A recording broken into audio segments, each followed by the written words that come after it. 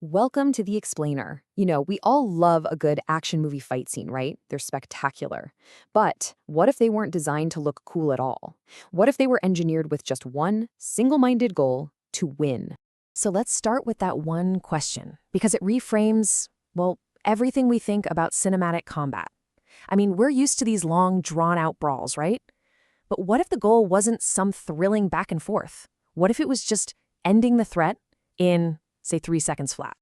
Well, the answer to that question is this incredible thought experiment, a fictional but really meticulously detailed martial art called Tetsuryoku-Ryu. That's the School of Iron Power.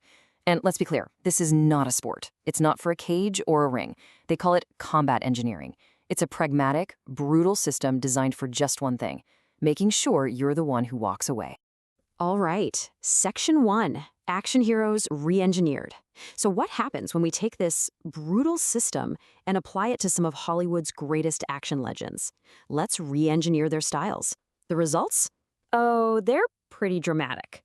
Okay, let's start with a true icon, Bruce Lee. His whole philosophy was be water, my friend, right? To flow around an opponent.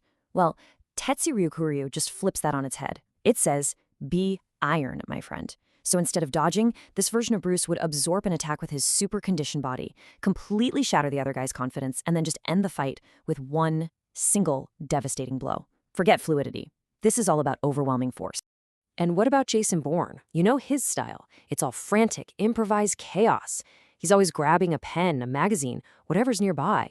With this system, he stops all that. Why? Because he is the weapon. He doesn't need a book. And that famous shaky cam? Gone. It would totally vanish because he wouldn't be scrambling anymore. He'd be calm, methodical, like a shark, ending the fight with just cold, clinical precision. Then you've got Steven Seagal and his Aikido. That's a soft art, all about graceful redirection and wrist locks. Tetsuryoku-Ryu, it's the complete opposite. It's a hard style. So instead of stepping aside, Seagal would step into the attack, intercepting it head-on, probably breaking something along the way. The whole vibe changes, from this kind of pacifist warrior to just an unstoppable juggernaut.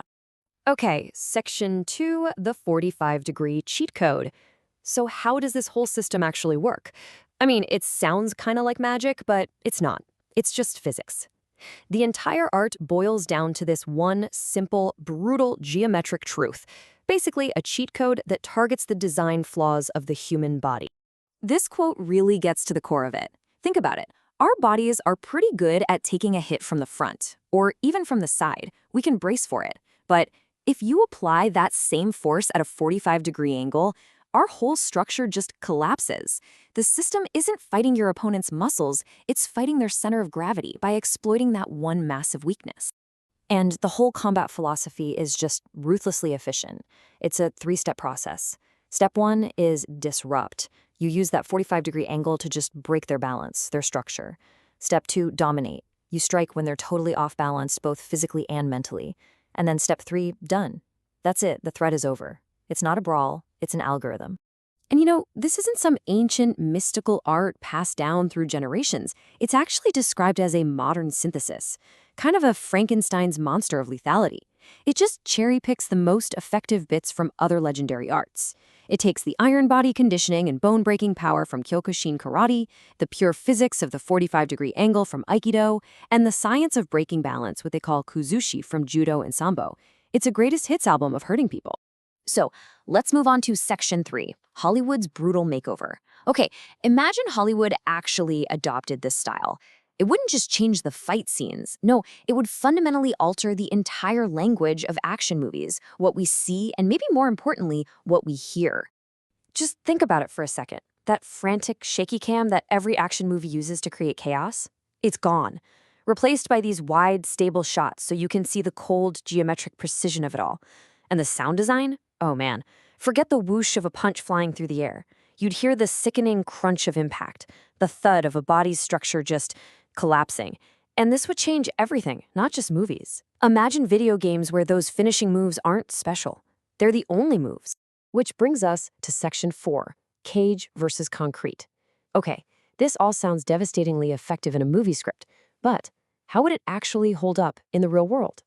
I mean, let's get down to it. How would it fare against the most pressure-tested combat system on the planet? We're talking about MMA. And this is where that anti-sport philosophy becomes so important. We're not comparing these two in an octagon with a ref and a bunch of rules. No, we're talking about the environment this system was designed for, the street, on concrete, where there are no rules and gravity itself is a weapon. So when you break it down, the differences are just stark. You've got Tetsuryoku, which is a pure survival system. It's built for concrete, for multiple opponents, using illegal targets like the throat and spine to end a fight in seconds. Then you have MMA, a sport. It's trained for a padded mat, a referee, one-on-one. The big weakness for Tetsuryoku? It's got basically no ground game. It's a stay standing or die system. But on the flip side, an MMA fighter's ingrained habits, like imagine trying to pull guard on concrete. That could be a fatal mistake. So, what's the final verdict here? Well, according to the strategic analysis in the source material, this system's extreme specialization for the street gives it a slight edge, but only in its home environment. We're talking a 6 out of 10 chance of winning a no-holds-barred street fight against an MMA fighter of a similar skill level. It's a fascinating matchup. Okay, last section, the unwatchable fight. This really brings us to the biggest and maybe the most important question of all. If this system is so brutally effective, why on earth don't we see it in movies? And the answer, I think, gets to the very heart of what action movies are all about. I mean, listen to this quote, which comes from the system's fictional founder. His own assessment is pretty stark. He says, a real fight using this system wouldn't be entertaining. It wouldn't be thrilling. It would be about 4 seconds of horrifying, clinical violence. The result wouldn't be a hero dusting himself off.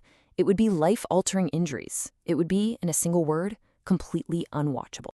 And that leaves us with one last big question. For you, when we go to the movies, when we watch our heroes fight, what is it we truly want to see?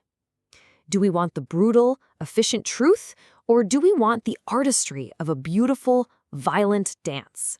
I guess the answer to that really defines that thin line between reality and entertainment.